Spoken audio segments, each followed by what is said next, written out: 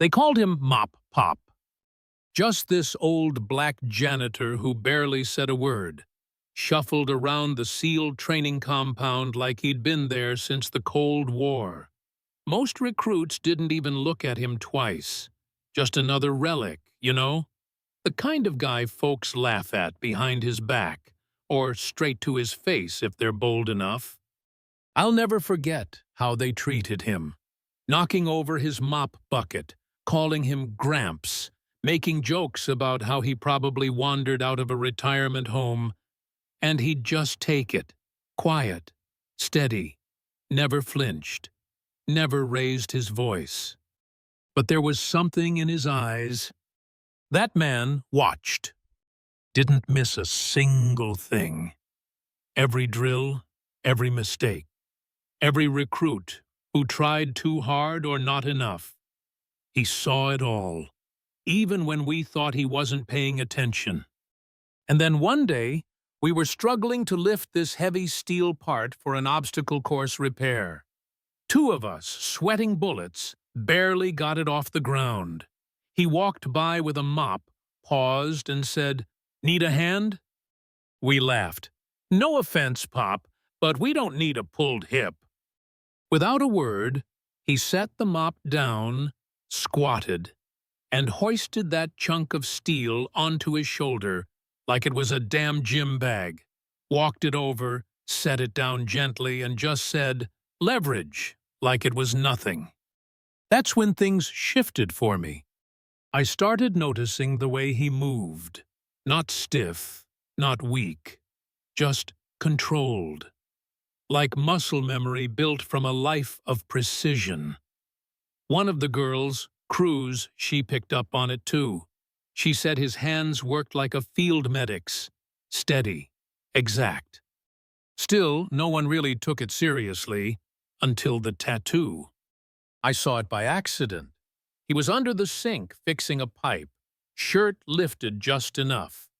And there it was, inked on his ribs, a seal trident. But not the one we knew. This one had numbers under it, 6874, and some weird emblem I didn't recognize. He saw me looking, pulled his shirt down slow, and looked me right in the eyes. Didn't say a word. But that stare, it chilled me, man. I looked that number up, accessed a restricted terminal, found something called Operation Firewell. A code name, Phantom Echo, redacted like crazy. I told Cruz. She went pale, said her dad used to tell stories about a SEAL ghost in Cambodia, a guy who disobeyed orders to rescue POWs that the government had written off. No name, no photo, just rumors. Moved like a shadow, disappeared like smoke. That night, someone left a dead crow on Elijah's cot. Neck snapped. There was a note. Ghosts can die again, too. Yeah, that's when I knew this wasn't just some old man with a past. Cruz got attacked a few days later, lured out near the marsh, jumped by 3 men in black gear. They tried to drown her. Would have succeeded, too, but Elijah showed up. And when I say he handled them, I mean handled them. No wasted motion, just clean, efficient takedowns. The kind of moves you don't learn in a weekend self-defense class. When she asked him later who he really was, he said, "Someone they buried, but forgot to kill." Turns out, Mop Pop was Lieutenant Elijah Kane, former SEAL commander of Phantom Echo, a Black Ops unit sent into Cambodia to pull out American prisoners the government abandoned. They saved lives. They weren't supposed to, and so they got erased. His records? Deleted. Medals? Rejected. Team? Scattered, silenced, or worse. And now, the people who buried that history, like Malcolm Pryor, now head of a private defense group, wanted to finish the job. We were next. The morning after Cruz's attack, Elijah was arrested. Unauthorized personnel, they said. They were going to disappear him for good. But we weren't going to let that happen. With help from some of his old team, yeah, they were still alive. We broke him out of that prison van. No weapons, no bloodshed, just brains and grit.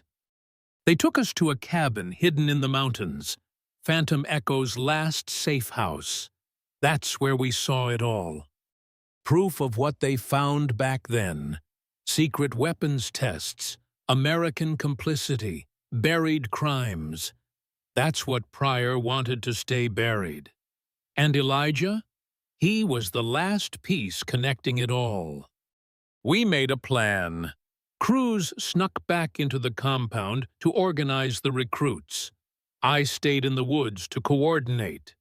Elijah, he went after the truth. He infiltrated the command center during a blackout we staged, found Pryor face to face. Didn't scream, didn't threaten, just asked, "Where are my people?" Logan, the top recruit, the golden boy, tried to stop him, raised a gun. But Elijah pulled out an old Marine coin. Said he got it from a man he rescued in '72, Logan's father. That broke him. Logan turned, unlocked the cells, freed the others, stood up to Pryor. Didn't make it out.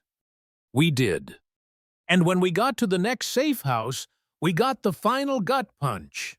Phantom Echo's missing members? They're still alive, being held.